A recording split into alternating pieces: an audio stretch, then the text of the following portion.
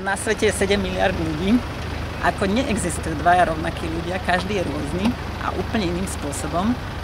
A jednoducho, ako kto má právo povedať, že toto sú tí normálni, správni ľudia a tí ostatní sú proste tí nenormálni a nesprávni?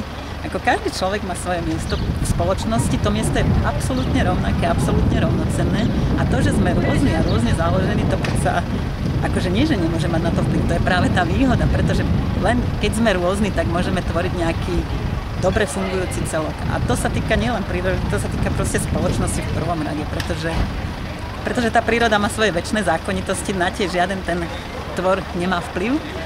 Ale ľudská spoločnosť, na rozdiel od prírody, si tie zákonitosti vytvára sama. A potom je tu naozaj tá základná otázka, kto dal komu právo povedať, že toto sú tie pravidlá, podľa ktorých máme žiť a toto sú tie práva, ktoré jedni majú mať a druhí nemajú mať. A prečo, mňa to ako fascinuje, prečo si ľudia ako uzurpujú právo rozhodovať a ani nad tým nerozmýšľať, že jednoducho toto je správny spôsob života a ten druhý nesmie žiť tak, ako chce, ale musí žiť tak, ako chcem ja, pretože inak, ak to nerobí, tak vlastne nie je normálny, nie je správny, je zlý. Ako, toto nerozumiem. Ja si totiž myslím, že to je cesta do záhuby. Ja by som nechcela, aby na Slovensku sa šírila nenávisť, lebo to vždy končí zle.